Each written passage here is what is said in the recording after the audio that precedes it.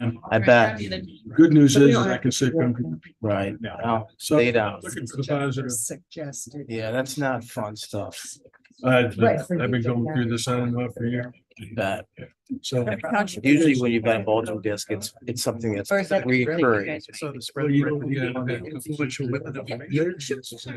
Today, it takes you forever. It's kind of rich. Okay. It's cool. Right. So it's like, This is. go to your doctor. Yeah. I'd like to call this meeting to order the Benzie County Board of Commissioners. This is a special meeting. October 30th, 2023. We're in the Frank Walter House Boardroom. Roll call, please. Here. Here. Marcy, Here. I, Here. Rolla, Here, Bauer, Here. Worsakki. Here. we stand for the invocation and the pledge of allegiance. Dear Lord, thank you for the opportunity to serve the citizens of Benzie County. We ask for your guidance this evening with the decisions we'll make today. Please keep all of our public safety personnel safe and free from harm. I ask this in the name of your son. Amen. I pledge allegiance to the flag of the United States of America and to the republic for which it stands, one nation, under God, indivisible, with liberty and justice for all. Please be seated. For the folks representing the local townships, I'd like you all to just say hi and let us know who you are, starting with Miss Summer. Hi. Cindy Sauer, Blaine Township Treasurer. I'm Jason Barnard, supervisor for Benzonia Township. Allison Mahalik, that Township Clerk. Sally Bobeck, treasurer in Weldon Township. Mark Roper, supervisor, Elmira Township.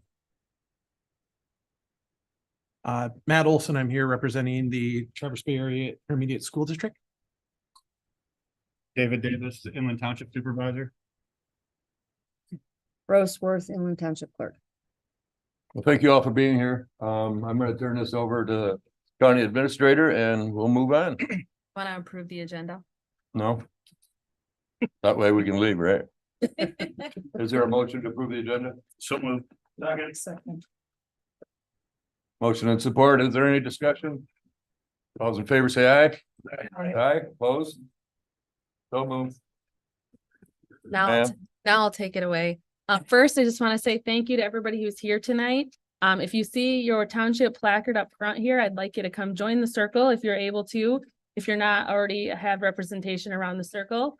I'm Katie Zeitz. I'm the county administrator, and I'm hoping that tonight is a good conversation among all of us. So the first thing, first, we are limited on microphones. So when you guys do speak, if you can kind of pull it towards you a little bit.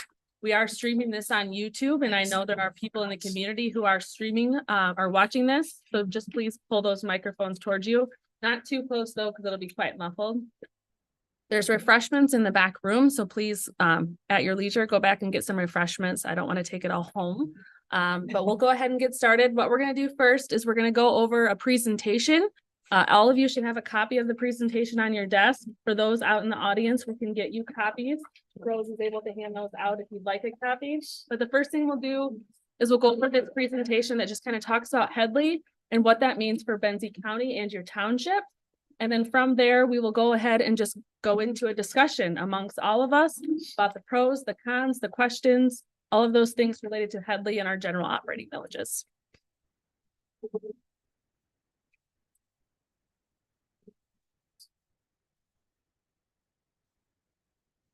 All right, so everybody should have this presentation. Yours is in black and white, of course. So what we'll talk about is the general operating millage background, the Headlee Amendment Proposal A, other revenue sources, mandated and non-mandated service of the county, and then kind of a timeline for moving forward. So just a little bit about where we're at. In 1982, the voters of Benzie County set our general operating millages at the county, the township, and the ISD level. In 1982, the county allocated 5.29 to Benzie County, 1.21 to the various townships within the county, 0.27 to the intermediate school districts, as well at that time, 8.23 to the school districts. Later on, the school districts were pulled out and only ISD was left. So that was a total of 15 mills countywide. And then in 1978, a little thing called Headlee was passed in Michigan. And what that did is it required a proportional rollback to the general operating millages for the townships, the county, the ISD, as well as villages. The property taxes every year since then have rolled back here in Benzie County. We started out at 5.29, like I said. Townships were 1.21, and they've all rolled back proportionally. The townships have not all rolled back at the same level because it's based on the various growth within your township.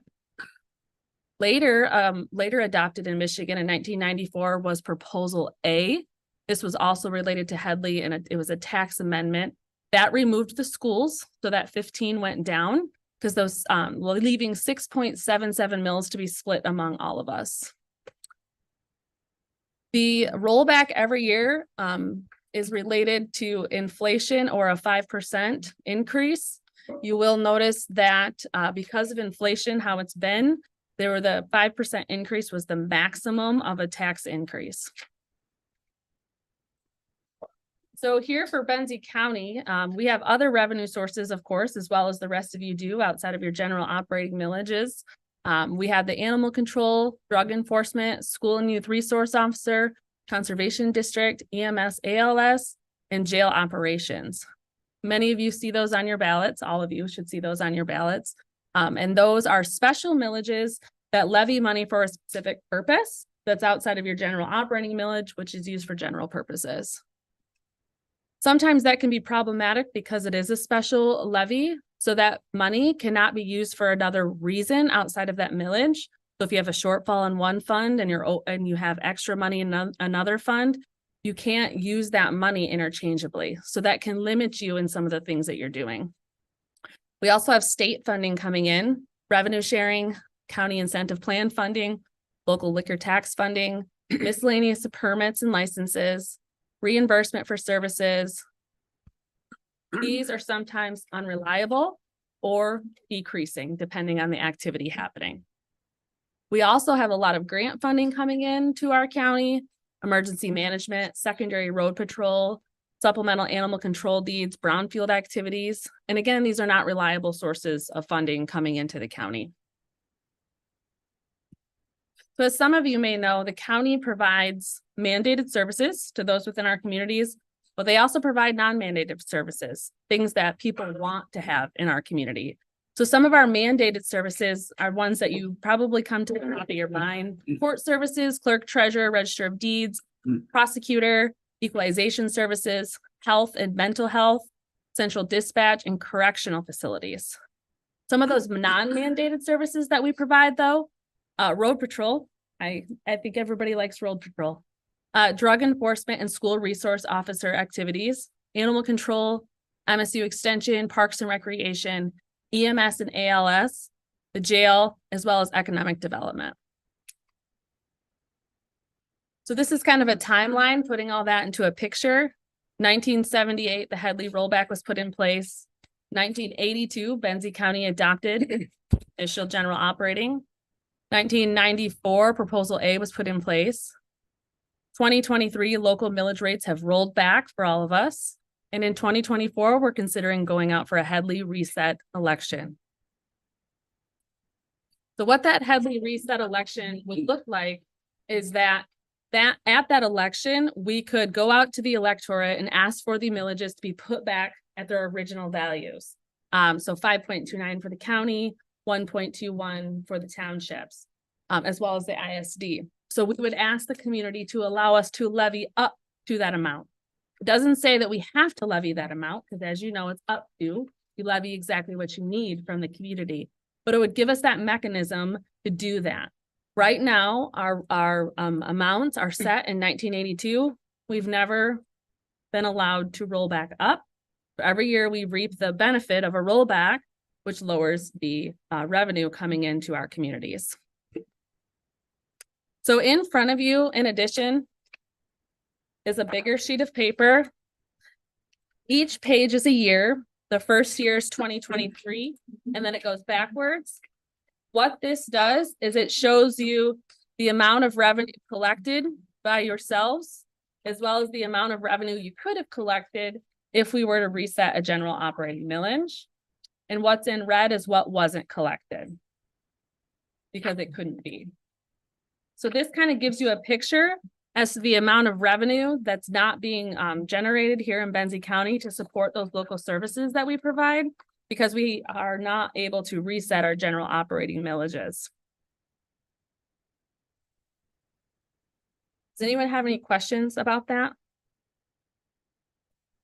Does everyone kind of get the gist of the Headlee? I know it's been talked about a lot of years.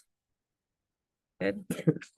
So I will open the floor up to anyone who wants to start the conversation as to how you feel about it. Is it a need in your township? Do you see it as a need for the county? What are the pros for it? What are the cons for it? I guess we want to hear from you as townships as to how do you feel we should move forward? Do you think we should move forward, or do you think this is the wrong timing? Do you see the benefits? Do you see why Benzie County is considering it? I guess who wants to start? I can tell you from Benzonia Township standpoint, we've felt that this has been necessary for years. We were hoping that we could get this on the ballot a couple of years ago. Didn't happen, but we're glad to see that this conversation is happening again. We're operating at probably close to 2/3 of what we should be, what the revenue should be currently. Excuse me? It's gone down. 0.76. Yeah, so it's for gone even Benzonia. done on more than that. So it's significant. And with everything rising costs continually, just puts us in a bigger bind. So we're on board for sure. Just to add to what Jason said, we've had people coming in asking about having road improvements and having a road paved, and found out recently that if we want to have these particular roads done, we have to pay for the entire amount, and we just simply do not have the money to do that. And it's sad for the taxpayers who, have to travel on the roads. Good point.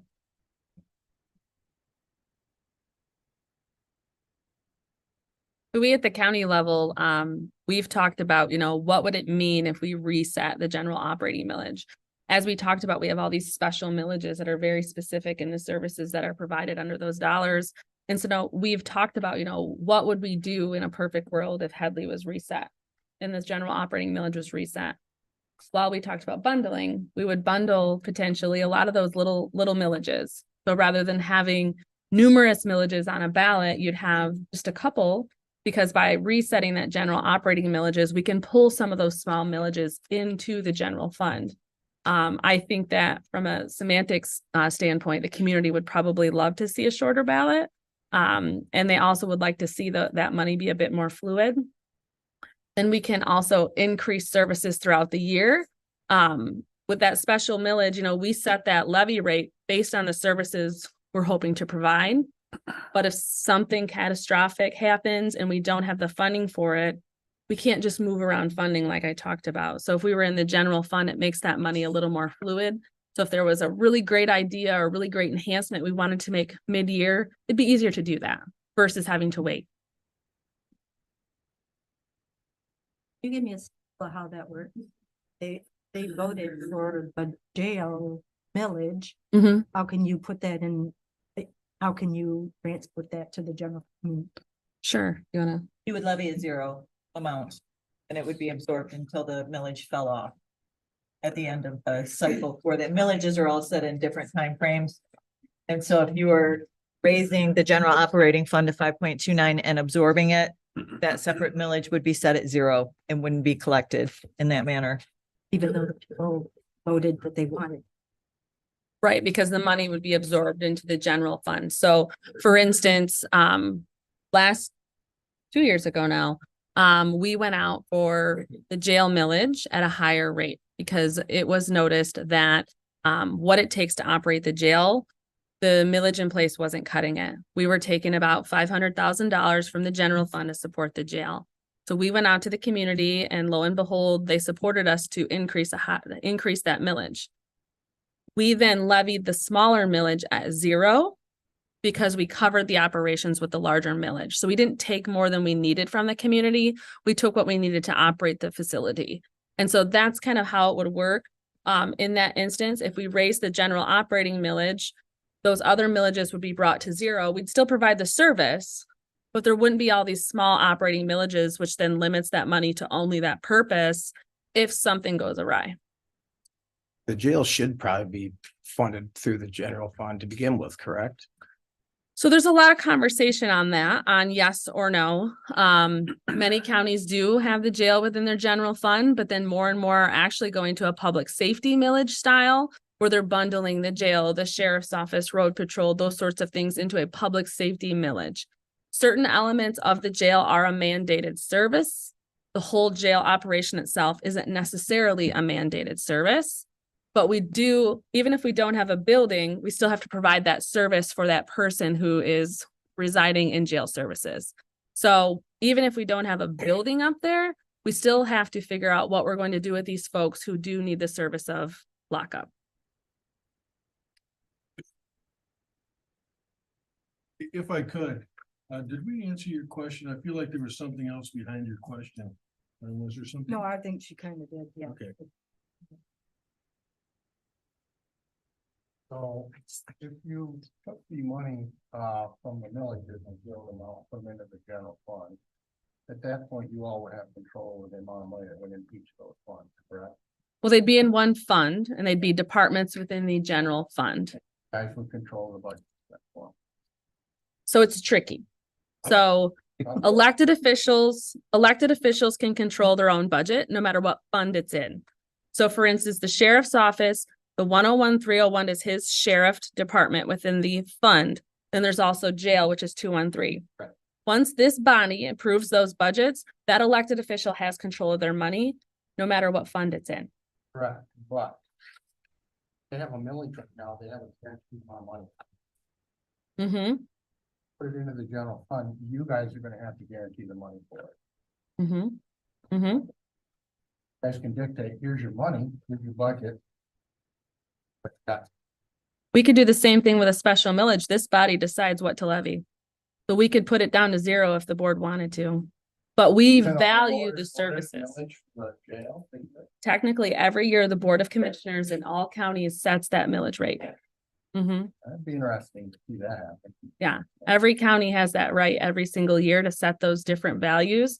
That's why that one jail millage was brought down to zero, because we didn't need it. So this body, I believe, values the services and what are being provided, and they want to provide additional services. That's why we're having these discussions to see the buy-in, to see if there's support there, because there's additional services that are wanted and needed in this community. We have EMS, which is an amazing services. We really need to grow it. We need more trucks on the road. We have animal control. People love animals in this community. We want to enhance that service for the animals in our community. 24-hour road patrol, been talked about for, I don't know, a decade at least. We want to ensure that we're able to get those employees in place to have 24-hour road patrol. And what that means to get those employees in place is we have to offer them a great place to work as well as a place to live. So if you increase the millage back to the reset of 5.29. Don't put all. Mm-mm. Then you got to. So pick and choose in the sense of some are not appropriate to be in the general fund. So for instance, the EMS millage is an enterprise fund because they're like a business. You can't put it into the general fund. That one by default would have to stay on its own. We talked about various ideas as to what we could and couldn't. We talked about moving. Maples bond cannot be absorbed. The Maples bond cannot be absorbed either because it's a bond. Land conservancy. Own. Conservation district. Or conservation district, yeah. While you're looking that up, Mark, if I could just add this, so it doesn't get lost, is when we talk about bundling, at this point, we're not talking about bundling everything. We're talking about being selective. And let's just say that we moved and had your permission, your support to move forward with some thoughts right now. There would be enough money within that reset to pay for all of those millages that we're talking about bundling. plus some a little additional more. So when Katie said, no, we wouldn't cover it all, that's if we absorbed all of them. Mhm. The ones that we're contemplating, because some, as you learned, we can't do, and you know this. We couldn't absorb all of them with that 5.29, is it? Mhm. But what we're considering, that 5.29 would cover it all, that we're thinking about. So to sell it, you would have to show what that is. Mhm. Absolutely. You have to show what you're gonna absorb Mhm. and what you're not, so that there's a net to the taxpayer on that. In addition to that, in the last few years, we actually have had 2 or 3 special millages that we have not fully assessed. But the community didn't know that because it has very little impact on your taxes. But we've done that. The veterans, veterans group voluntarily reduced theirs. I think you sit on veterans, don't you? No. Okay, When I was on the commission, we would reset the Veterans Commission or the veterans monies every year. So, but that was a thing that we could do, and we didn't always set it to the highest point that it could be set. So I know what you're talking about. okay, all right. Because we've had 2 or 3 of those that did reduce the tax dollar, all things being static. It's not like that's never happened before. And by the way, never got a phone call from anybody saying, why did you lower my tax? So just to answer the question about what we would talk about absorbing into the general fund, the ad hoc committee, the Board of Commissioners established an ad hoc committee of 3 members, and we talked about that. And the items that came to mind to absorb into the general fund would be the TNT or drug enforcement millage, the school and youth resource officer millage, Veterans Affairs, animal control, as well as the Maples operating millage would be absorbed into the general fund. ALS, as I said, would stay on its own because it's an enterprise fund. It can't be in the general fund. The Maples bond also cannot be absorbed into the general fund. The conservation district would still stay on its own. The commission on aging millage would stay on its own, and the jail millage would stay on its own. And partially it's because that one is to a point where it's high enough that it would have to almost be one or the other. So if we put the jail into the general fund, it wouldn't be possible to absorb all those other services because we'd already be close to maxed out. So it's kind of, which one do you do? And so, we talked about that and shrinking the number of proposals on the ballot we thought was more important than just putting one into the general fund. So that's why we chose those 5. Those could be easily absorbed into the general fund. So that's 5 less on the ballot. Mary Ann, you looked like you wanted to say something earlier. Always. Speak up. Well, it goes back to her question. If people voted in, let's use the youth resource officer. They Mhm. voted in because they really believe in that. We want this much money to go to that. Suddenly, they're not guaranteed that money's going to go there. And that's what they voted that money for. And I think you're going to have a hard time getting that through. Or there's going to be a lot of people that feel that way about it. I think it's a trust thing. Exactly. You're I've going to have a been hard here time getting for- that through. I've been here almost 3 years, and the one thing that I've learned quickly is that there is a lack of trust. I believe that wholeheartedly, and it's too bad. But I do believe the trust is coming around. The fact that we've stuck to our word, specifically with the jail millage and not levying that small millage. We've stuck to our word of this millage is going to cover operations, so we won't take from the general fund to cover it. We're doing those things to build that trust. We're increasing our transparency. We did a new website to get more information out there.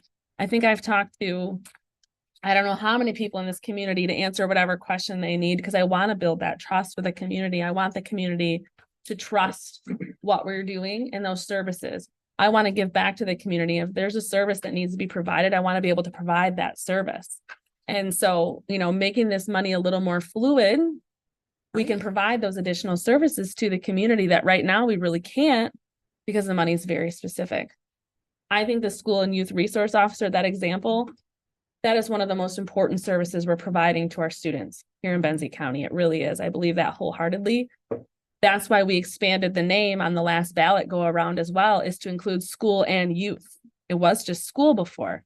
Now it includes all the youth programming as well in the summer months. So we're not losing track of these kids during that 2.5 months. there are a lot of good people in this building and they want to do good stuff for the community. And so we're asking for the help from those in the community to do those services. Don't get me wrong, I am I for know. this. I'm trying to help you guys sell it to, the voters out there. Absolutely. And that's gonna be something that they're gonna question Mhm. because, they approved money for that purpose. But I like the idea of the fluid money. I like the idea of not having to send out 12 checks every time I disperse tax money. That too. Stuff like I'm that. with you. Well, I guess that's a question to ask all of you. Right. Do you believe your constituents want to see 9 millages on the ballot? Or do you think they want to see a more streamlined approach? Streamlined What would be they good. want to, what coming out of their pocket. Sure. Mm. Mhm. Yeah, it's gonna fall I- into what comes out of there. Yes. it Right. Comes out of their pockets, and as far as Blaine's, we have enough money, we've had enough, try to, as far as lower, we lower, Mhm. and we budget around what we have, Mhm. and we don't ask for any extra. Some of the services, you start with those non-mandated services, you're running a tight. Mm. It's like donating to the historical site, the wonderful place. But you're taking money out of my pocket. Right. If I want to donate to them, then that's my. And that's the way I feel in Blaine is that we have enough. I don't know what the other townships work with. I do know that there's some of them that have millions in their fund, Right. don't need it. As far as township. Way I feel. Mhm. Well, and that is the glory of the millage language being up to. Townships can still levy that smaller amount. But again, it goes back to that community trust and that community buy into that. We can still levy the lower amount, but it gives you the opportunity to levy more if there's a service that your community is begging for. Have you guys fallen short? Before I got here, yes, every year there was fund balance used to balance the budget. Every year For the last for many, many years. fallen behind. Since I've been here, we have worked very hard to make that not happen. Well, there was a lot of money flowing from the federal government that assisted in that. Absolutely. Which is going away. And it's a point that I want to make is that first off, I don't believe that we should be making charitable contributions to anybody. It's the taxpayers' money. If they want to do it, they'll do it out of their own pocket. But what we've learned in the last couple of years or so is because there was additional money available, we'd have been able to do things in this community that we've never been able to do before. Let me take broadband as an example. We got 3.4 million Mhm. in monies that we got to spend somewhat discretionally. We were able to leverage those monies to we were able to bring in an additional $15 million off of that money, which helped us move broadband forward. We've never had the luxury of doing that before because all we could ever do was meet the needs of the budget that was put in front of us. And in the 7 years I've been here, most of that time we were taking out a surplus just to balance it. Housing. Some may say disagree with this, but we've been able to contribute to housing, which gave us access, gave those developers, which by the way were nonprofits, gave those developers access to millions of dollars more to make their projects work. They would have not been able to get those monies if the county wasn't able to provide matching funds. Mhm. So what we've learned in the last couple of years is we can do some really productive things in the community if the money is available.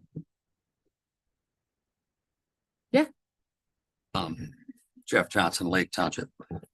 What's your ideal reserve or what I call rainy day fund as a percentage of your total budget?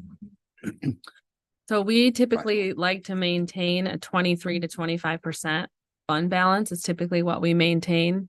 Fund balance had been, changing each year and growing.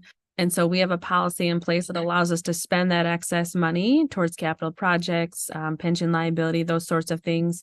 And so the central dispatch expansion, which is happening right now, is happening partially because of that additional fund balance money, in addition to ARPA money and other money.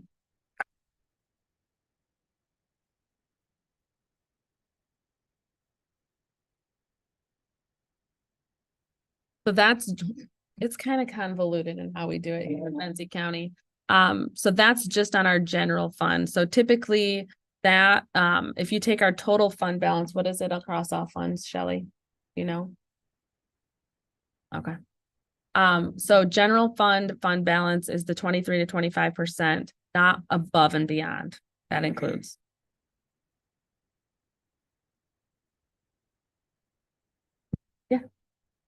We have not had this as an agenda item to discuss this at the board meeting. So I am not authorized to speak for the board. My impression is that we would not take advantage of the reset for ourselves. But I think that the board would be in favor for the county. And I would hope the other townships who need it too. I mean, it really is, there's a lot of this emphasis is on the mechanism. Other communities, because of that one word indefinite in the millage 41 years ago, we can't go to the voters every 5 years or whatever it is, and say, hey, look, you know, this is where we're at. We've rolled back this much. Can we reset? And typically in Manistee and all our neighboring counties, the voters say, sure, reset it. We've never been able to do that because of that one word in the millage verbiage. It's the mechanism that is precarious, makes me nervous. We were able to reset that. Townships don't have to levy the full amount. County doesn't have to leverage the full amount. But we have the opportunity to have the mechanism in place so we can have some reactionary, ability when these rollbacks occur. We were at 5.29%. Our general fund millage operating fund works at 3.34 right now.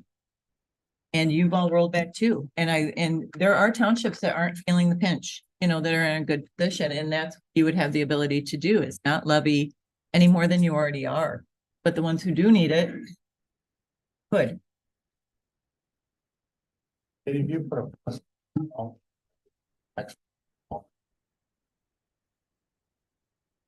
Say that again. everybody roll back. Difference. Now, or past. Everybody rolls back to the total 15 mil, is that correct? No. If you do it all, if you add all those back up, isn't that a total of 15 mil? 6.77. So it was originally 15. But what happened is in 1994 with proposal A, they pulled out the school districts. Okay. So those came out of it. So now we're left with just the county, the townships, and the ISD. And that is how much? 6.77. So I have it, the dollar amount in this spreadsheet, the total amount countywide. But I don't have the number wise written down. Well, I asked, everybody reads.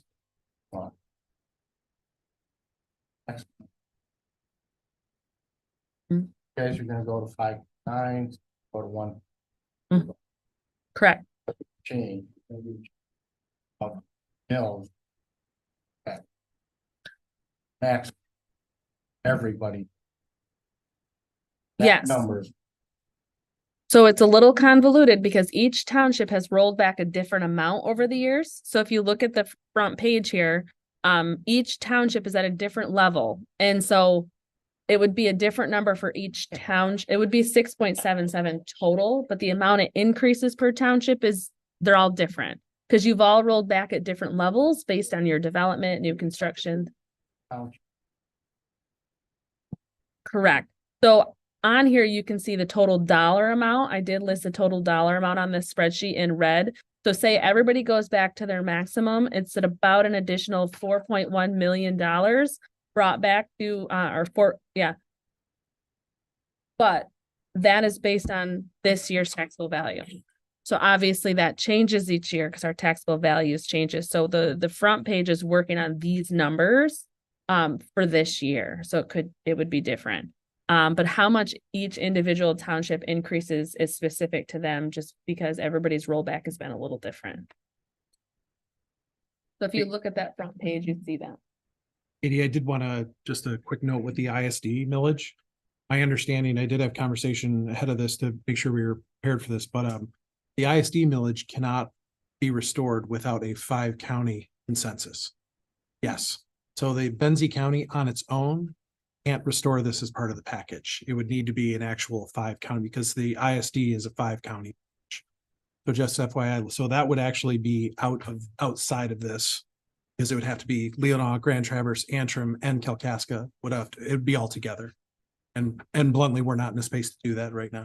Just putting that out there. So Good to you can take that piece off. It's relatively small. It's point Yeah, one, it's pretty but small. just be aware of that, please. But I think all those counties reset every few years. I think Mhm. we're one of the last dozen. They do, but it would be a separate issue. Right, yeah. We would have to go through and do a separate issue at Mhm. all the same time in order for that. So just would set that aside. Definitely. Allison, we've had a number of conversations at the township level. Tell us what you're thinking and how would you guys use the money? Well, look at Platte Township's annual budget. We are always dipping into our general fund to cover our costs for the preceding year. But that being said, when I look at these numbers here, an extra $10,000 each year would help us offset that, we would be able to not dip into our reserves and then still provide the services that we need to provide for the residents. So is it your opinion that Platte Township would be in favor of a reset? I believe the board understands this and we would be favorable to a reset. As to the 346 voters, that I can't answer. I think we ought to just point out at this juncture that we're not looking for any commitments tonight. And we know none of you can make decisions for your boards. We're just trying to get a general feel of what the attitude is. Because Bob, if you don't mind me saying this, is what we've talked about as Board of Commissioners, is if the townships as a majority aren't in favor of this, we're not moving forward. And we'll just continue to manage the county as we have been. We'll see a decrease in services because the federal money is going away. But that's okay. I mean, that's a decision then as leaders of your communities, you have voiced your opinion on. Mhm. All we're trying to flush out is what's your general consensus, thinking about it countywide? And what would you use those monies for? Because Mary Ann, going back to your point, I'd like to know how would you respond to a voter that said, look, you're taking my ability to make that single decision on the jail away? I'd have the trust discussion with them, I think. Let them know this is the big picture. This is what we're striving to do here. We're going to, combine them together so it's a little more fluid and just tell them what we're talking about. It does make sense. But, not all the taxpayers see things like that. I suspect that most taxpayers don't even know what Headlee is. I'm expecting a lot of questions, so I want to really make sure I understand it and what we're going to do. Because frankly, a lot of times the taxpayers come to the local governments to get the real scoop. They trust us. They want me to tell them it's going to be okay. So on the back table, there are stacks. Please take these. Go ahead and put them at your townships and pass them out to the folks. This isn't just about Headlee, just about Proposal A. It's kind of just a guide to property taxes and how property taxes are calculated and those sorts of things. I think it really helps people understand the process a little more and what it means and what goes into it. So please take those. It's also on our website. And we can make more copies if you need them. But please go ahead and distribute those. Well done. It's understandable. Thank you. As far as Inland Township goes, I don't know that we would really levy any more. Unless, more things get put on us by the state, like 9-day elections and things that we haven't been budgeting for. But at the county level, I completely understand why it would be necessary. And I mean, I never have an issue with just putting a question to the voters. It's, their call. And Well, we've been talking about this since 2017, and every year we had a roadblock. First, it was a concern of, was the timing right? Then it was shutdowns from the virus. It just seemed like one thing after another seems to get in the way. And we decided as a commission that we couldn't delay it any further. We just needed to get it out there and decide how we should proceed with it, if at all. I was on the board in 2002 and we were talking about it then. I think you guys have been talking about it for 20+ years. off and on. Almost made it once. I think that the people that I talk to in our township are more concerned with what this is gonna mean in their pocket. So if the county is gonna be able to get about 2 mils more and our township's about a half a mil, then they're gonna be saying, wait a minute, that's gonna cost me whatever. And I don't know if I trust them not to just keep collecting the veterans and keep collecting the and all of a sudden my taxes are gonna go up that many $100. So I think when you sell it, you've got the trust factor, but people are gonna wanna know what's this gonna cost me? I completely agree with you, and it's not that 2 mil increase from the 3.3 to 5.29. That's not palatable to me. That's why the bundling part is so important. Mhm. That à la carte menu, almost half of that would be absorbed back into the general fund. But then So you're back generally, in the trust issue then. you are, but that is the intent. And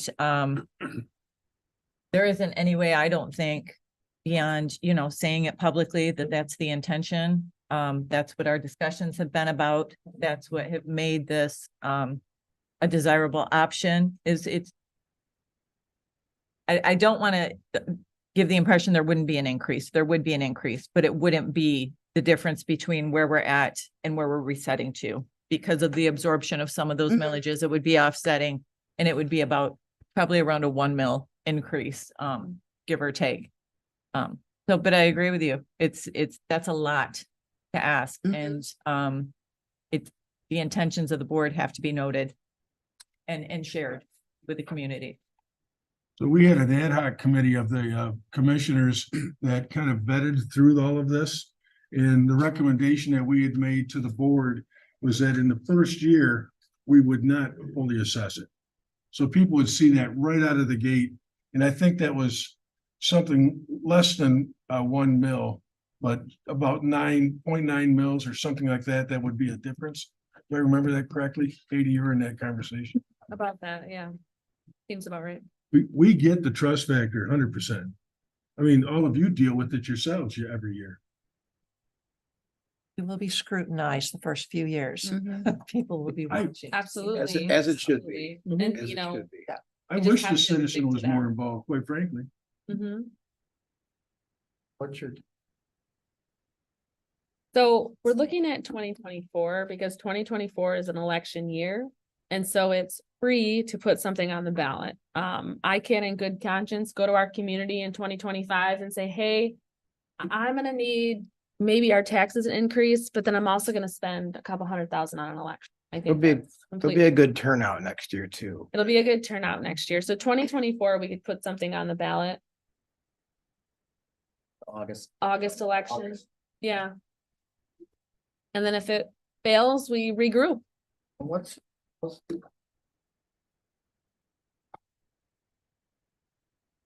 So we would have to determine the ballot language, every 5 years or every 10 years.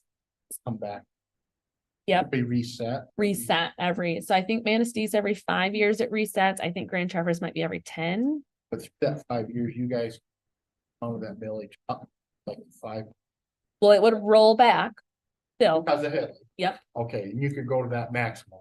Yeah, If so you whatever want. that maximum is in that given year. Then you would ask in 5 years to get reset. Correct. That's that time period, I think you'd want to keep, to me, on the shorter end of things. Yeah. That's senior. Because they can see if it's using it properly, using the money properly, and things are going well, then the reset or to reset that notice. A lot. Good point. But Mark, in addition to that, if we set it out too far, then Headlee would just keep biting into it anyway. Again. And so we'd be waiting 10 years to do a reset. Right. Absolutely, and I think you wanna let the people see how you do, give them a chance to come back to the voting booth in 5 years or whatever. Yeah. But don't go. So to implement this process, the County Board of Commissioners would have to adopt a resolution which establishes the advisory committee, the tax advisory committee. And on that committee are various representatives that are established by statute. One of those members would be one township supervisor. So the townships would have to agree which supervisor they would want represent them on an official capacity. It doesn't say the others can't go by any means, they're public meetings. But you'd have to, choose one of yourselves to represent you on that committee. Who else serves on that committee? There would be, a commissioner. Oh, gosh, of course. Hold on. I think it's important for the community to know Yep. that it's not commissioners that are loading that commission.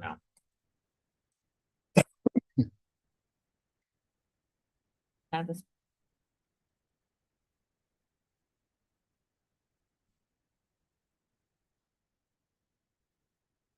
Katie, while you're looking for that, if I could, Gary, you've been probably more than anybody on the fence about this.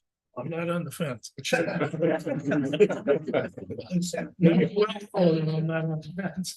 Now's a good time just to put your Okay. thoughts out there. If I'm reading this chart correctly, all they showed was the maximum allowable for the townships and the county. I don't know that everybody's levying that amount. That's one of my concerns. The other thing is just between last year or 22 and 23, we're not losing money. We still gained almost $418,000 in increased tax revenue. So it's not like it's a loss.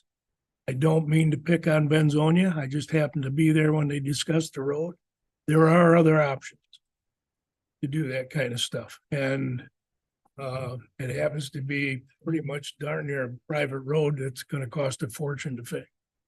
But you can levy taxpayers to do that kind of thing. I've never been fond of increasing taxes. I also have concerns with the Maples. If we're in control of their operating millage, I'm sure Karen back there too high. And Megan are here, that's a concern. If we get the wrong board in here that's totally against them, we're going to cut their operating millage, or we'd have the opportunity to. And I trust everybody that's on the board here, but one election, we could have a whole new group. And these are some of my concerns, and I'll say it one more time. The only way to control government growth is to control the money. We have townships that do an exceptional job, and we have other townships that spend and have huge general fund balances. More power to you, but you need to look at who's paying the taxes and how far do you go. So that's my concerns. A lot of things that sure we'd love to do. We were also told by that group that came in and told us how broke we were going to be in 5 years. We're not even anywhere near that. And I realize the federal money probably did that, but I'm not so sure we wouldn't have pulled out of it either. So that's just my thought. So, well, that feasibility study that we commissioned, that was worst case scenario. They had 3 scenarios. The scenario you just described was like the sky was falling. Do we have any special millages where the agency that's benefiting from that actually grows their surplus by amount equal to the amount of taxes collected? I know EMS usually has a pretty large fund balance. They have some huge things they buy. We did cut back the school resource officers, and that was because they had a big fund balance. We realized how much it costs to do. I'm not seeing board stays the same, but it won't. That those decisions are going to be followed through quite as well. I rely on Katie, but somebody comes along and Yeah, I really like my horses. I mean. and you bought all the donkeys. That's all. So I will Anyway, note that the yeah. school and youth resource officer, though, the reason that fund balance was so large is because of the relationship with Frankfurt. And when that went away and it became under one house, they had a time in the beginning of that millage that they didn't have an officer. And so that money racked up. But that's another example to tell the community for a trust standpoint is, hey, there was this extra money. So we levied that millage much lower than we could because we didn't need it at that time. So that's another thing to build the trust. So the advisory committee, it's the county treasurer, the chairperson of the finance committee of the county board of commissioners, the ISD superintendent or their representative, a resident of a municipality within the county who would be selected by the probate judge, a member not officially connected with or employed by any local of government, that'll be hard, who shall be selected by the Board of Commissioners, and a member who shall be a township resident who is selected by the majority of the township. Or not township resident, township supervisor, sorry. Okay. Who's selected by the township supervisors. So it's a diverse board. Very. And once that board is formed, how long do they have before they bring recommendations back? So they have to meet within 10 days of that committee being formed. So once the final appointment on that committee is made by the respective body, they have to meet within 10 days to start those conversations. As far as how long before it comes to the actual Board of Commissioners itself, there's not a timeline there, but they do have to meet within 10 days of those appointments being made to start those conversations. They would bring a recommendation back to the Board of Commissioners, and then the Board of Commissioners, if they agree with that recommendation, would adopt a resolution to place the millage language onto the ballot for the given election Finals, before it goes to Okay. the ballot. Yep. but even if it never goes through, and the committee recommends. X, Y, Z. Yeah, recommends what.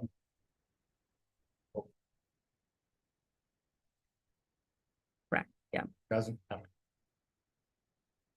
So the Board of Commissioners can approve what's outside of the committee's recommendation to go to the ballot. And then it's up to the board each year to levy what they believe is appropriate based on what's approved by the voters. That makes sense? So if the committee comes back and says, the county doesn't need 5.29, let's say 5. Right. So the Board of Commissioners would adopt a resolution placing onto the ballot 5 for the county and 1.21 for the townships. And then, yeah. Yes. All state, not gonna use either. So that committee could say, yes, let's go back to the original 5.29, 1.21, or they could say, no, let's go back to 5 and 1. They could do that. They could make that recommendation to the Board of Commissioners, and then the Board of Commissioners could adopt that recommendation and place it on the ballot. So that committee could We're come not- back and say, But that would be every 5 years or so. And then both the reset. yep, yeah. Not if you set the mechanism in place, but if you want to change the amount being levied by the jurisdictions, yes.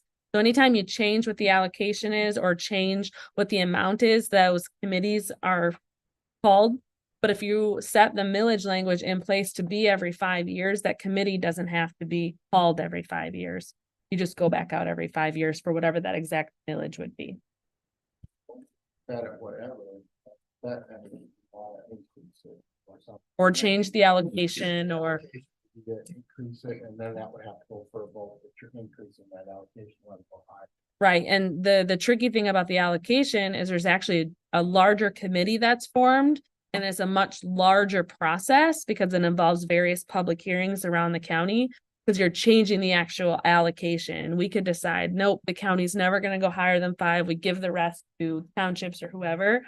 That allocation process is a much bigger process versus just resetting back to the original, which is a smaller process. Isn't there a maximum levy? Mm-hmm. The entire, So you cannot levy any more than 10.77 mils total. Our original is 6.77. So just to reset, we'd reset back to that 6.77 potentially. But if we wanted to change the allocation and allocate more, we could go up to a maximum of 10.77 for everybody. that would. That's a require big vote. process and it's a vote, yep. But it's a broader committee that's formed and it's more public hearings and it's not an easy task because it's very broad. And Katie, that committee that would, there's a different committee that would be formed for that, that has a different level of authority, correct? Yeah, it's more players at the table. And yes, they have a little more say in how things are done. And it's a much more, I don't know how to describe it. It's a bigger process and involves more public meetings. And, the advisory committee has a public meeting. They could have just one if they wanted to. Whereas the allocation board's authority, there's set in stone various elements of meetings that have to be done throughout the community to decide on a new allocation. So much more intense, I should say. And the board that you keep referring to for this process, let's say that we had 30 days from now, we got the majority of the township support. Mhm.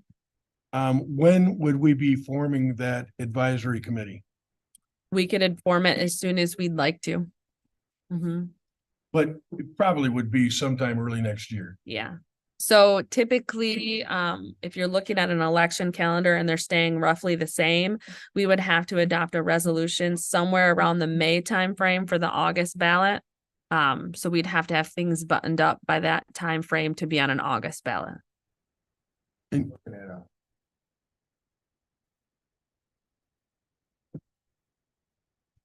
That'll be up to the board. So I did put a sample resolution in front of all the townships. This resolution is just saying you're supporting us moving forward with the endeavor. It's not committing you to, doing different things. It's just saying you support the county moving forward. And the Board of Commissioners is looking to see if the townships would support a resolution as such before they move forward. Because like they said, why would we move forward if all the townships are against it? So, we believe this is a team and a group effort. And so that's why we have you here, is to hear from you, hear your concerns, hear your ideas. Because if we want to do this, we want to do this well, and we want to do it effectively. Gary, you expressed a concern on more than one occasion about future boards, that we've said among ourselves, we're committed to this. And we're committed to doing the right thing. As an example, Mark, if that taxation board came back and said, this is what we're recommending, it's very unlikely that I would ignore the recommendation. That's why we put committees together to vet these things out. But everybody sitting here at one time or another is making decisions for their communities that could very well be different when they have new people and new boards elected. So if we're making decisions always on the possibility of what a future board looks like, we could never make any decisions. The voter will decide whether they have confidence in reelecting me. If I say I'm going to do something and then I don't do it, then I deserve not to be reelected. So I wouldn't want to hang my head on the thought that, well, what about future boards? I'll never be able to control that. I understand that. I don't think that's point was, his point was, you're saying, okay, you trust me, trust me, trust me. And then another person comes on board and they're totally against what you're doing. Mhm. That's what he's saying, he's not saying that, just like, okay, so trust me, I'm gonna give the resource officer everything they need. And then somebody else gets elected and says, oh, no, no way. We're not doing that. I think that's where he was going, not that. No, I understood that But completely. if they voted him out, they didn't trust him to begin with. Right. Right. Exactly. And the Well, glory of not it is it's one necessarily. vote of 7. I think this resolution is probably one of the best things we can do. Get a consensus. I know what my townships, pretty much, I'm not gonna speak for them. I know where they're at on the of it. So if we can get these back gotta do the committee and stuff. You got time. Townships think of themselves. What if the township?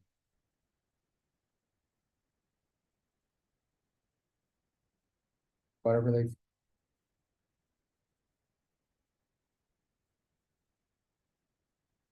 Because they The can, bottom line.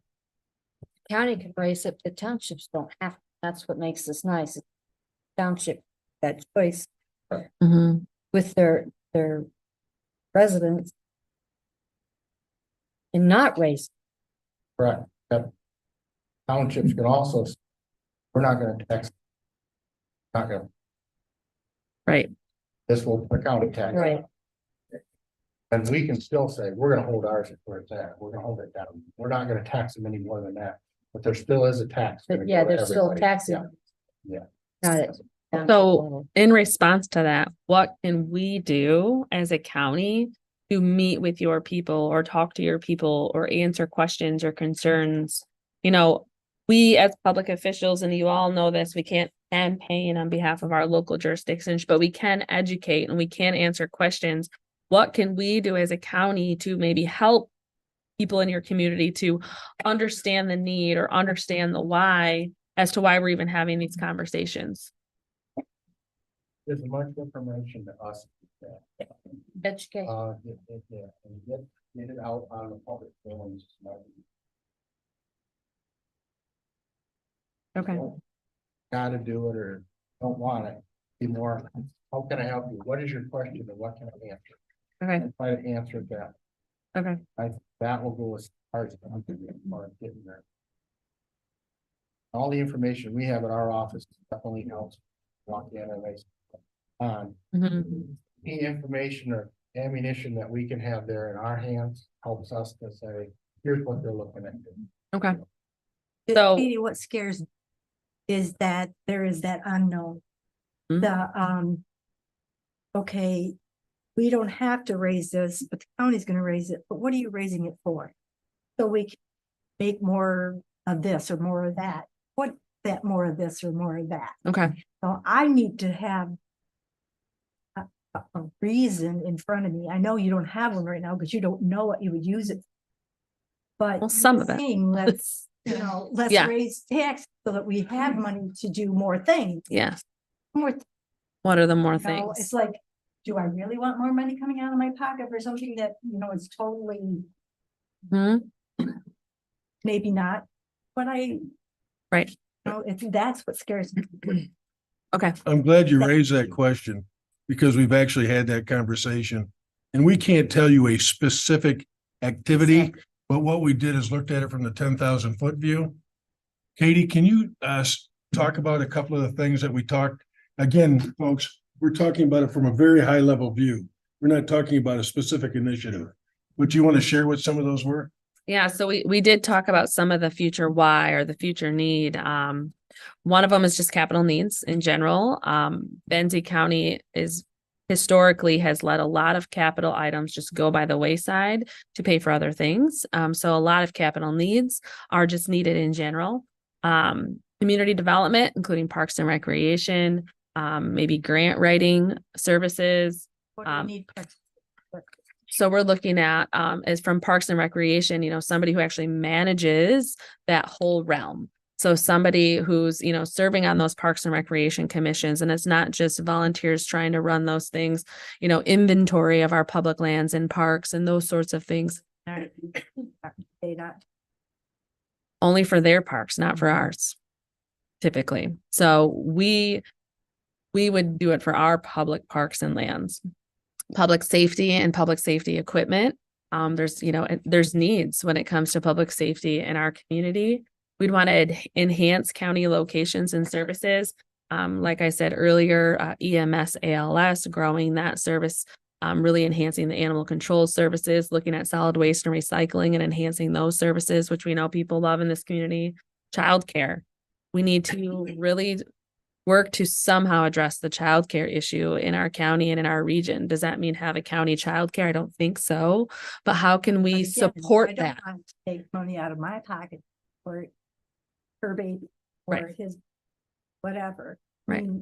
I want the right for the, okay, I believe that we need to, I'm going to support this. I'm going to personally give. Not going to take it out of your pocket. Right. My account. So Could I infrastructure. just make a comment on that? Ironically enough, of the three top initiatives that the county as a whole overwhelmingly said, childcare is one of them that they want us to address. Yeah. So it may not be important in your family, or it may not be important in your township, kind of to Mark's point earlier. But if you look at it from the big view, there's a need within our community, and we've never talked about wanting to own anything. I am way too conservative to think that government should get into those businesses. But what we've learned is is we've got to be able to kickstart some of this stuff. Mhm. And that's what it'll allow us to do. Yeah, I mean, could it be owning a piece of land that then a childcare provider rents or something, somehow impacting that space? We did an ARPA survey, which many of you were responded to. Childcare was in the top 3 for our community, and we had a very good response. And so, we know that we have to somehow be in that space and support that need in Benzie County. Infrastructure, housing, broadband, gas, water, sewer. We know those needs are needed throughout the community on various levels. Support post-secondary education of some form, as well as recruitment and retention of employees for Benzie County. If there's additional, as we move into 2024 and beyond, our community is always changing. We have new people coming, people leaving. Those new people coming, they're going to want different things than the people that are here now. And how do we meet the demand of our changing population in Benzie County? How do we meet those needs? We can't do it for free. Unfortunately, I'd like to, but we can't do all those things for free. And to address, we can't do all the things, but I want to address yes, we're getting additional revenue every year, but the cost of doing business also increases every year. And so we're getting to a point where we're only going to be able to offer those mandated services, period. Because that extra couple $100,000 that come in, well, that goes to support those mandated services, which the cost of that has increased because of time. And so we're just shrinking that pool of resources to provide those services. We hear all the time about what the inflationary scales are from an economic perspective. You've got a 3.2% inflation rate going this year. Anybody want to guess how much gas has gone up in 12 months? How much bread has gone up and eggs have gone up? Cost of insurance. I know what factors into that number of 3.2, but that's not reality. That's not what we're spending money on to run our businesses. The last couple of things that we talked about was collaboration with local units of government, as well as enhanced cybersecurity for Benzie County. We want to be able to work with the local townships. We know that many of your townships are very small and that your resources are limited. We want to be able to assist in some way to help support your townships. We know that you're not Charter Garfield Township in Grand Traverse County with 20,000 residents. So what can we do as a county to hopefully support your townships for some of those needs that you guys have? I mentioned a grant writer, can the county assist the townships in grant writing? Maybe that's a service we could provide. And we want to be able to provide that support to the townships when they're in need. There's some folks out in the audience that I know should be sitting up here. Like Tia? Yeah, like Chuck back there. You guys have any comments? If you do, if you could come to a microphone. Can you come on up here, Chuck? Yes. So they can. You're quiet. Well, I'll speak in here, but I guess my concern about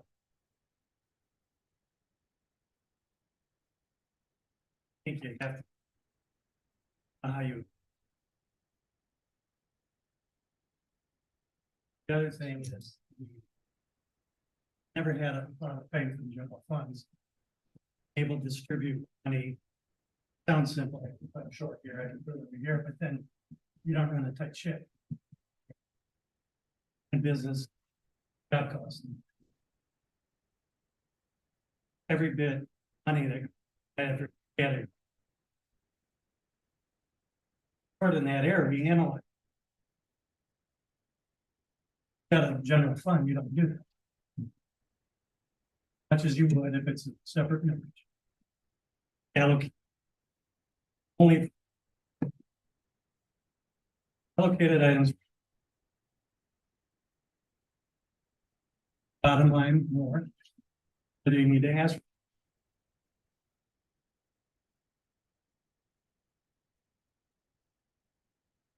I see it in the long run.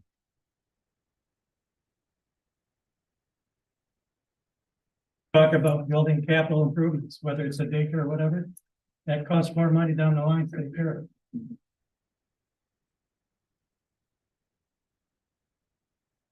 That's That's what I see as the problem going down this road, and my concern. Everybody here has the best intentions of making them. Tells me otherwise. Spends every penny. Thank you, Chuck. If I could, just as somewhat of a response to that, Chuck, you own your own business, right? What business are you in, please? Do you ever have a year where you need to allocate your money in a different spot than you did the previous year? You never have to buy new tools, buy new trucks. Oh, and that's what we would do. That's what we're doing now is budgeting for these things. What we've implemented in the last few years is when we go through the budgeting process, is that each department head comes in and makes a case for their budget, just like you would do in the private sector if you're running a big business. So it's not just the money goes here and the money goes there. But what's happening right now is we're handcuffed because we can't put the money where it's needed. And I'm going to use public safety as my example, whether it be EMS or it be the sheriff's office. We have to make sure that the sheriff and those people working for him are always working with, in my opinion, the best protective equipment that they can have. And there could be years where we can't provide that. I know that when I first came on the commission, they had cars out on the road that were in excess of 100,000 miles that our contracts with the union was that we had to replace them at 100,000 miles. And they need new vests. And we've been able to bring in new equipment for drug testing, both at the jail and out on the street. We can't continue to do that if we don't have the flexibility to put the money really where it needs to go. And that's why I asked the question earlier, do we ever have a time where an agency or department's getting money that the money they saved in that 12-month period is equal to the money that they got from the taxpayer? We do have examples, but we should be using that money where it's most needed, not just letting them build their surplus. My response to that is that departments and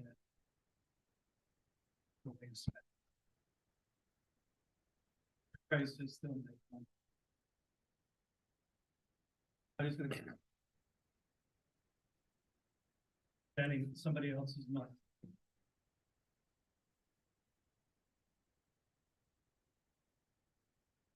Plus, department.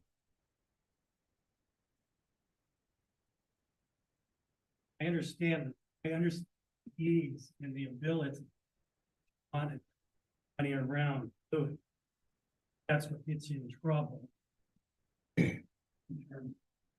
Tax. I disagree.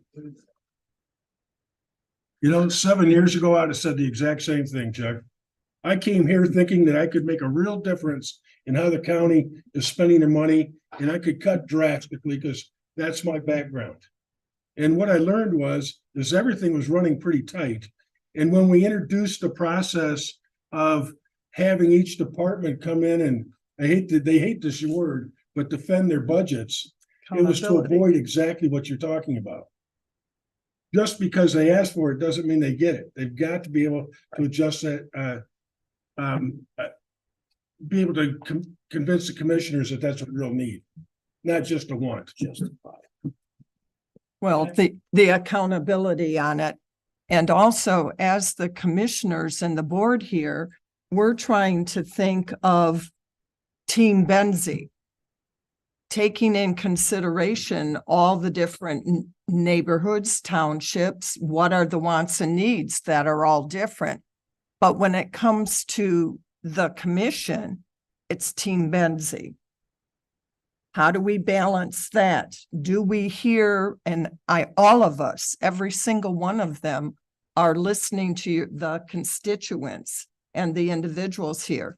So we're trying with our best. And in most cases, I feel that we are entrusted with that. From what in my short tenure, I've observed with this Board of Commissioners.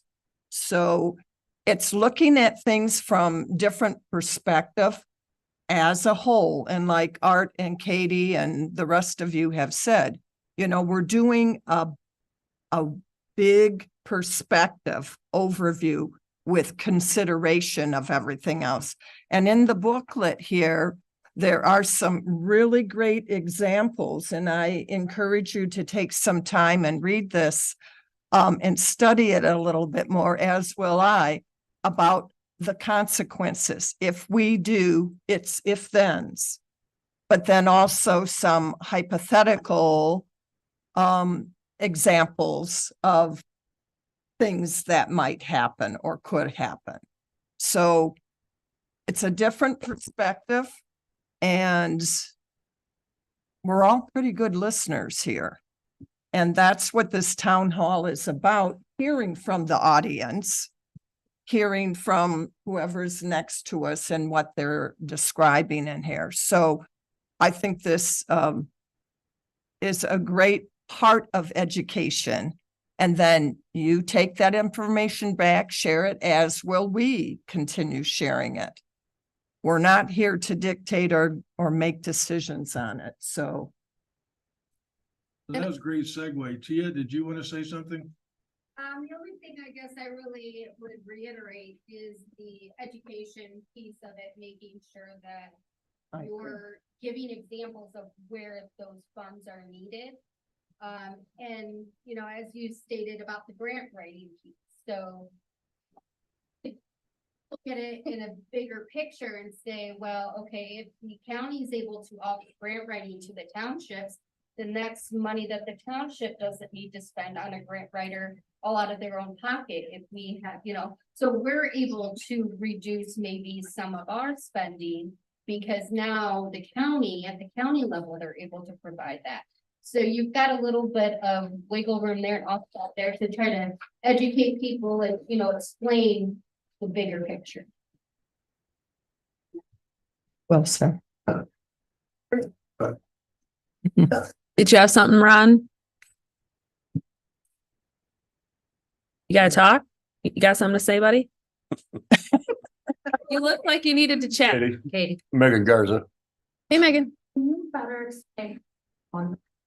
So, I mean, I'm trying to wrap my head around this, I really am, but I'm assuming a patrol car should be a depreciated asset, right? So that shouldn't be something that's just catastrophic. I know that we need them, so I support them, but don't say I'm not supportive, but so I'm assuming that's an asset that we're planning for. We know that that car is going, we know every 3 years we need to buy a new patrol car for. So, and I know we should be planning for catastrophic, but how do those 5 millages bundled? How do we budget for the year? That annually we come and we say we want X amount of dollars, or because if we're planning, if there may be something catastrophic, like my house need to invest, or then are you gonna say, okay, maybe we'll turn it to 100,000, we gotta do this? Like, how does that work for the 5 others? Well, it could work in a lot of different ways, honestly. You would come to us, one way you would come to us with your needs, and those are factored in just like the other department needs are. So we sit down with all the departments and we talk about what the needs are for that year. And then we put it up against what our revenue is projected to be. And then we have maybe those hard conversations to, you know, can this wait one more year? Because this is what the need is this year. So you do, in that sense, you're more of like a department and sitting down across the table. Or there's the mechanism of there's a interlocal government agreement type thing where there's a committed amount of money to the Maples or to, you know, the health department, like there is with the health department. This is how much money they get every single year. So there's kind of a few different ways to approach that. And that would be up to the board. I mean, that would help you with your trust, right? You know, annually.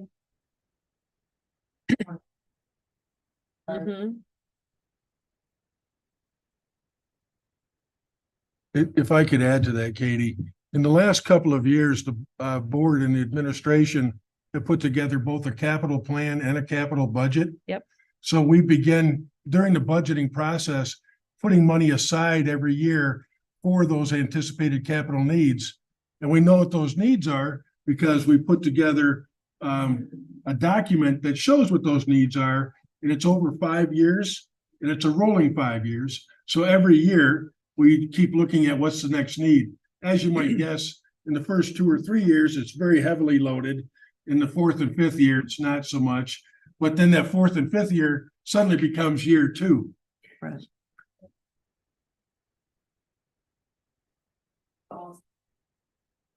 That millage.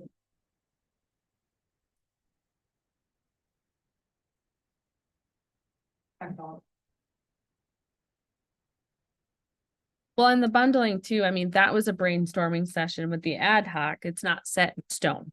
So which ones go into the general fund and which ones don't, it's not set in stone. Those were kind of our ideas of how it would mesh out. But it's not necessarily set in stone, you know, maybe it doesn't make sense for the Naples to stay, you know, to go into the general fund. Maybe it makes sense that one, you know, stays out. And so we'd have to really look at that and look at your needs and, you know, go from there. Yeah, that issue of bundling, and maybe that's not even the right expression, but what I've been told when I travel around the community, and I talk to a lot of people, is they said, hey, can you get rid of some of the special millages? And I've been hearing that since 2017, and that's part of where we got to today. Because I've had some folks say to me, Art, leave the special millages alone, because people said this is what they want, and they want to make sure the money gets spent there. But I've had, quite frankly, the vast majority of people I talk to say, you got 12 millages, how come we have so many? Can we reduce them? And we didn't want to just reduce it by 1 or 2 millages. So we thought, what's the biggest impact? And still be able to fully fund what those millages would have brought in. That's key.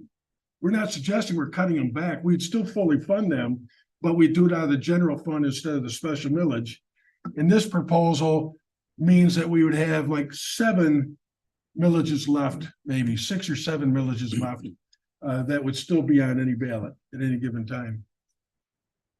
The only reason anybody voted on special millages is because we couldn't give it otherwise. Right. So, and that's what's happened along the way in Benzie is, well, we're gonna cut this unless you vote in this special village, and it kind of tied a lot of people's hands. And now we're to this point, right, now we're to this point where it's this long, long list, which is an administrative nightmare, if I may say.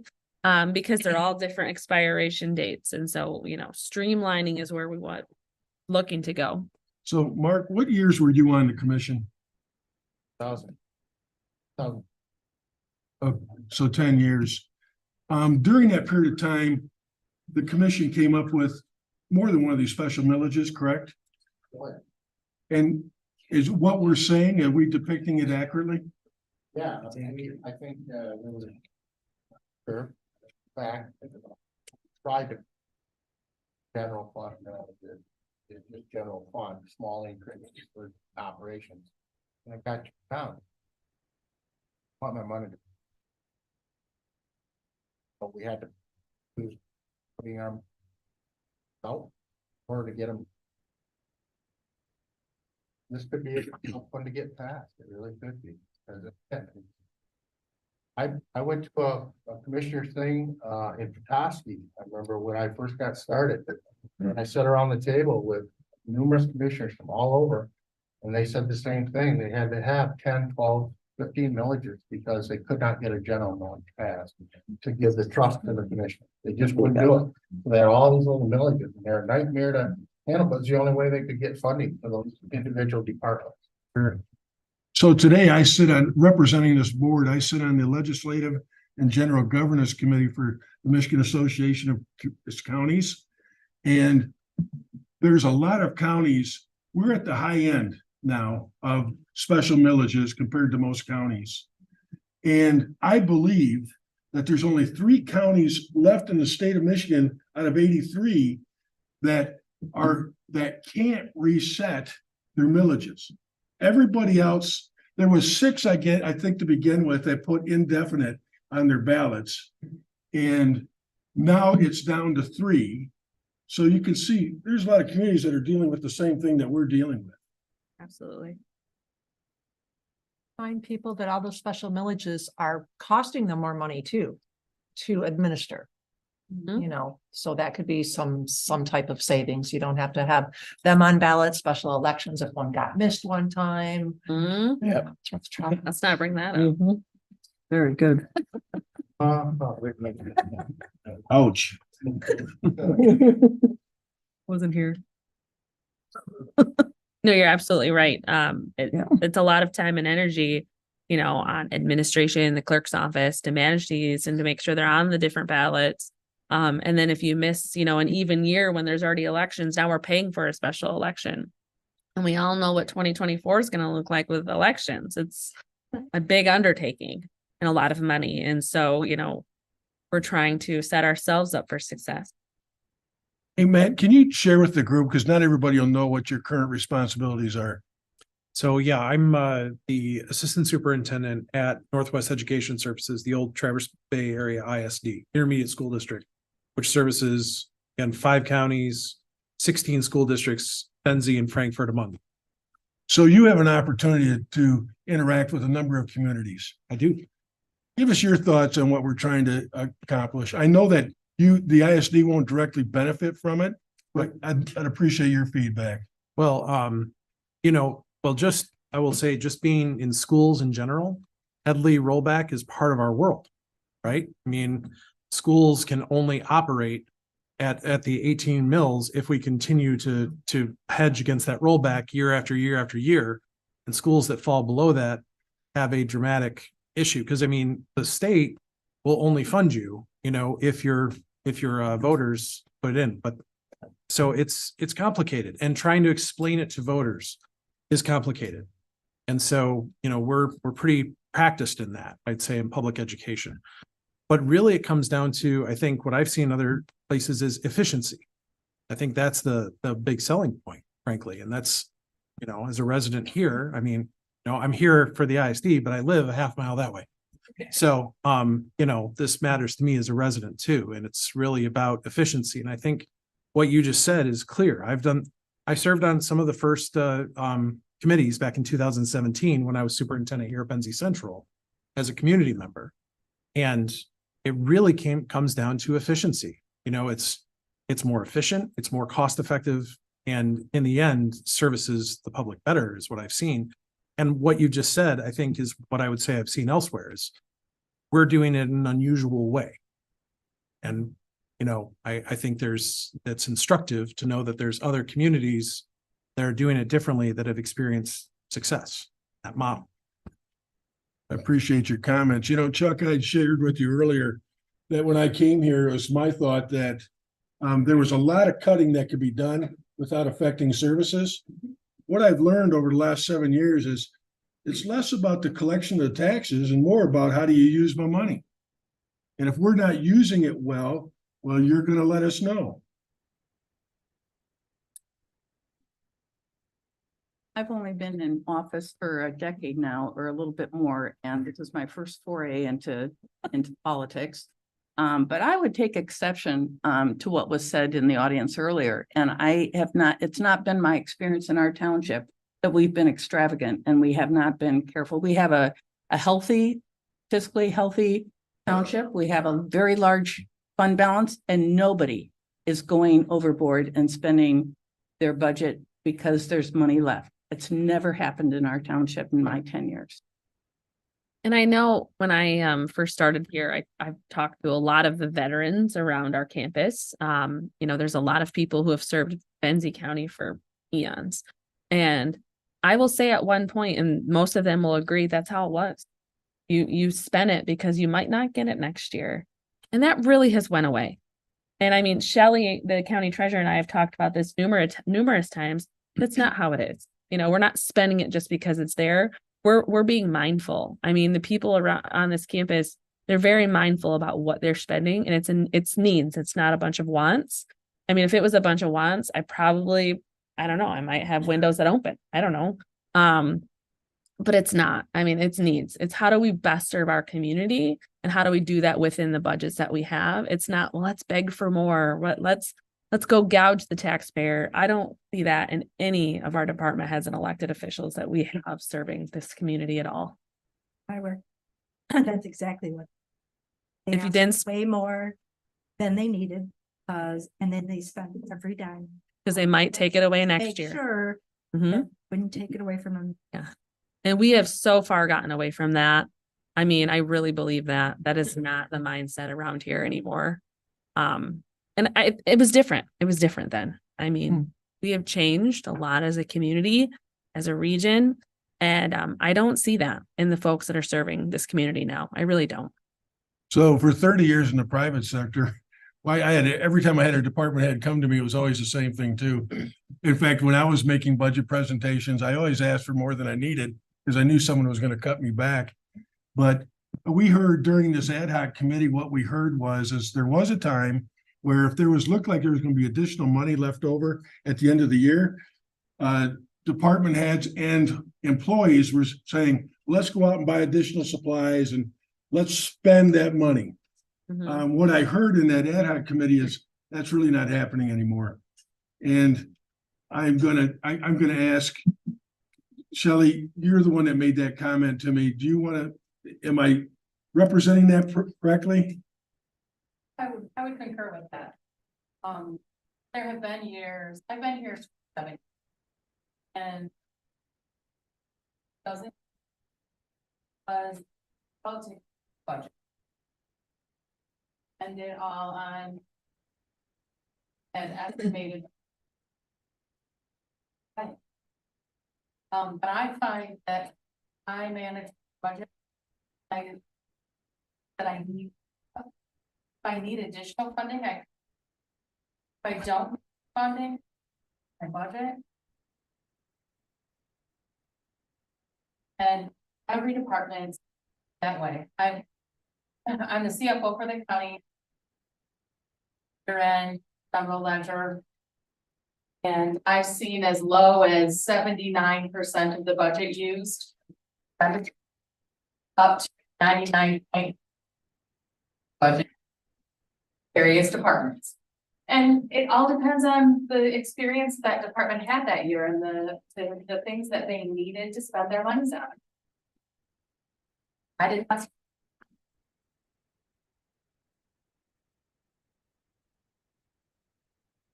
For the general fund this year, but I did not need. Just a thought. I get to do the bills periodically. You do. Every other week. Yes. And at the end of the year, you see a huge influx. It's not as bad as it used to be, but it's still there. It's still there to get it spent for the next budget. So it's not completely gone away.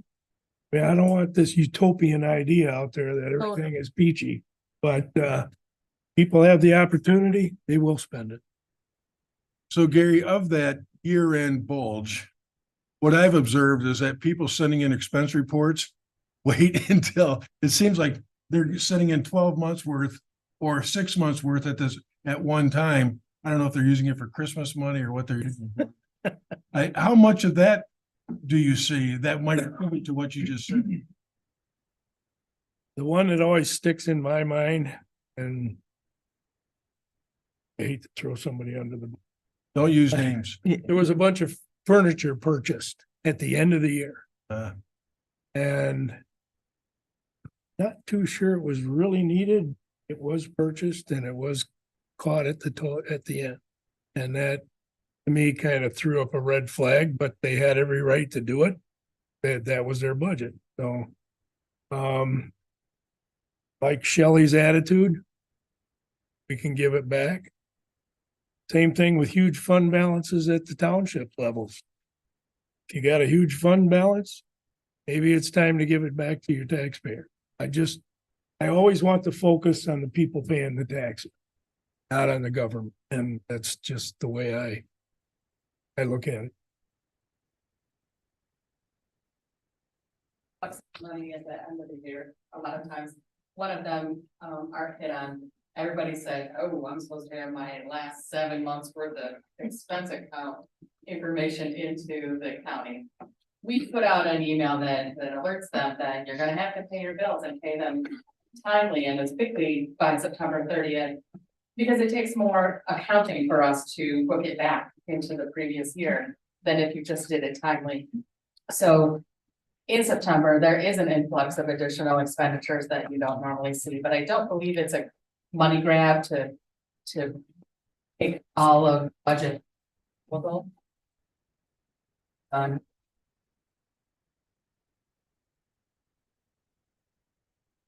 Although that example that Gary just offered us, that is egregious. That was about trying to, I would guess that's about spending their money. Otherwise, that would have been budgeted for and taken care of. And we know that happens, but we get a chance to at least know what's happening and anticipate it for the following year. We've got some really good people here, so don't get me wrong. And they really watch what they're doing, but a lot of it is oversight by this board. You didn't have the oversight by this board. Not too sure it would have worked out that well. Seen boards in the past. I think we're very fortunate with the folks we have here now. And we have the trust of the employees. So that to me is huge too. Well, in addition to that, we've upgraded our financial reporting too. Mhm. So commissioners can better understand what they're looking at. It used to be you got this green and white bar paper, if any of you remember what that was. And that was coming right off the system and you needed to know how to interpret it. Today, that's not what we do. Every quarter, we provide what you're probably used to seeing in your own businesses. It'll compare the budget, how much has been spent compared to budget by activity. It's very, very easy to know in advance what's going on. Green cheap. Well, there's a day I did too. I'm sure he did. Where's Frank, right? John Zirkle, if anybody knew him. So is there anything else anyone wants to add, public comment or even township wise? Kind of just had a discussion. So like we said, there is this resolution that I put in front of you. I can send it digitally if you'd like it. Yes, please. Okay. So I can send this out digitally. Like I said, it just supports the endeavor to move forward to try. If there's anything your townships needs, I'm happy to chat with whoever, come to a meeting. I've come to a few of your meetings. I'm happy to do that. But I do want to appreciate all of you being part of this discussion. It's very helpful. Sorry to just take it Thanks, over. Katie. Of course. Yes, thank you all for being here. We're gonna ask for, open a last public input. If there's anybody that has anything else they'd like to share with a 3-minute or less segment. If not, we'll close public input and I'll look for a motion to adjourn. You know you want to do it, Evan. Come on, Evan. Motion to adjourn. 10 seconds. Please go back and get some food before you go. Like I said, we don't want to have to take a bite. We're adjourned. Yeah. 7:08. So your take on that, what do you think? Was this?